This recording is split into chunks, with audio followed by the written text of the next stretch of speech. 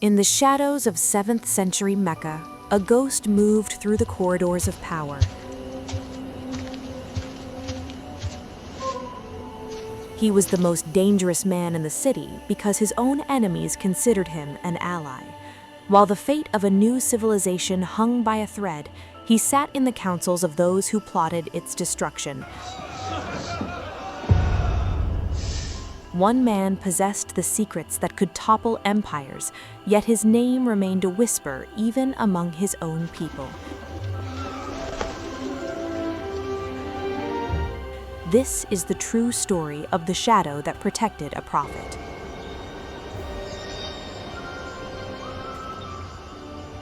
He was a ghost. A man who walked among the deadliest enemies of Islam, sat at their tables and shared their wine, all while reporting their every move to the desert. He was so effective that even the Muslims he was protecting didn't know his name.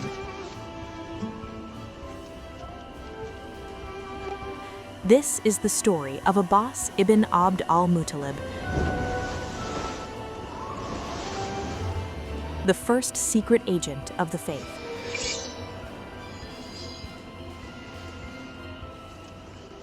Mecca in the 7th century was a furnace of tribal politics.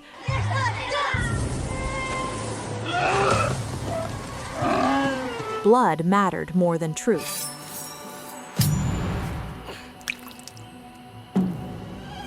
In the center of this storm stood Muhammad, the prophet of Islam, facing a city that wanted him erased.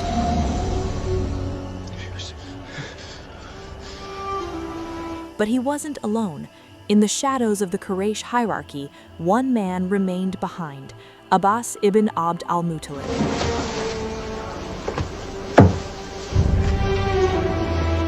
To the public, he was a wealthy merchant and a pillar of the Meccan elite.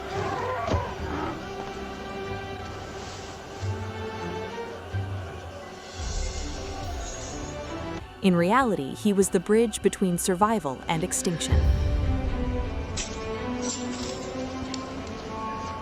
The year was 622.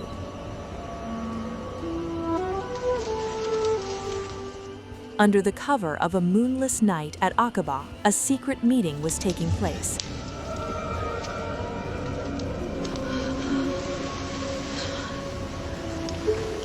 "73 men and 2 women from Medina had come to pledge their lives to the Prophet, but Muhammad did not come alone.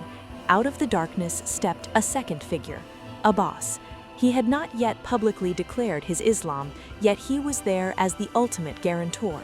He stood before the Medinans, his voice low and cold. He told them that if they could not protect his nephew, they should leave now. He was testing their steel. This was the first recorded instance of his double life. He was a man of the Quraysh, protecting the man the Quraysh wanted dead.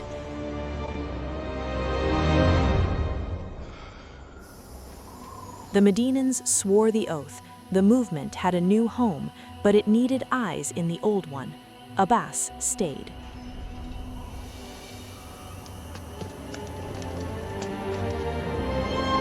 Two years later, the sands of Badr were soaked in blood. The Quraysh marched out to crush the Muslims once and for all. Among their ranks, forced by tribal obligation, was Abbas.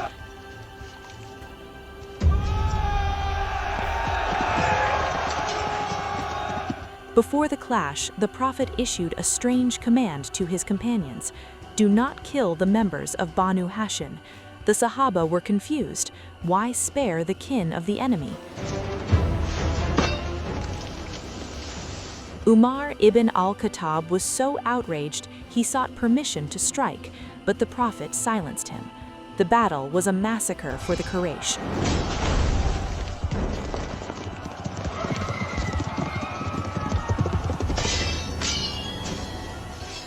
When the dust settled, Abbas was found among the captives.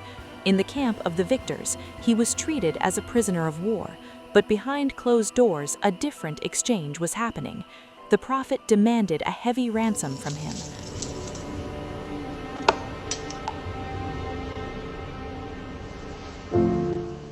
Abbas protested, claiming he was already a believer at heart. The Prophet didn't flinch. He told him that Allah would reward his faith, but the law demanded the tax. Abbas paid for himself and his kinsmen. He was sent back to Mecca, not as a defeated soldier, but as a repositioned asset. For years, the Muslims in Medina seemed to have a supernatural sense of timing.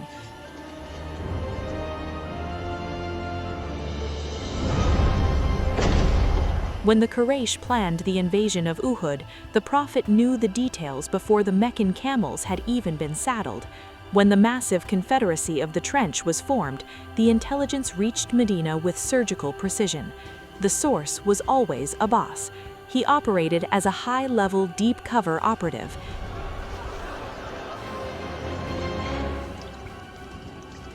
He lived in the heart of Mecca, funded the city's economy, and listened to the whispers of the generals. He sent letters by secret couriers, providing the exact numbers, routes, and intentions of the enemy.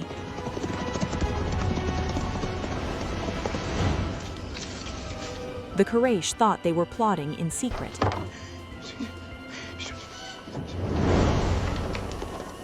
They were actually performing on a stage for an audience of one. He was the only man in history to be a prisoner of war and a chief intelligence officer at the exact same time. The mask finally fell during the conquest of Mecca. Abbas rode out to meet the Muslim army, finally joining them openly.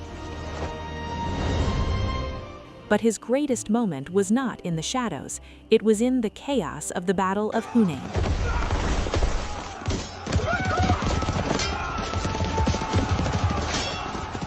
The Muslim army was being decimated by an ambush. Thousands were fleeing in terror.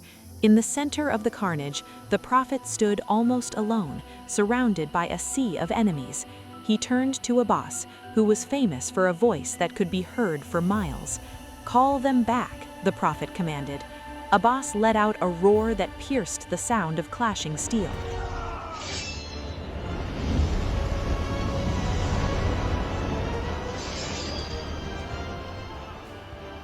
"O people of the tree, O people of the surah." His voice acted like a physical barrier, stopping the retreat. The soldiers turned back. The battle was won. The spy had become the herald. Years after the Prophet's passing, during the Caliphate of Umar, a strange event occurred. Abbas had a house in Medina with a water spout that drained onto the street. One Friday, dirty water fell from the spout onto Caliph Umar's clothes as he walked to the mosque. In a moment of frustration, Umar tore the spout down.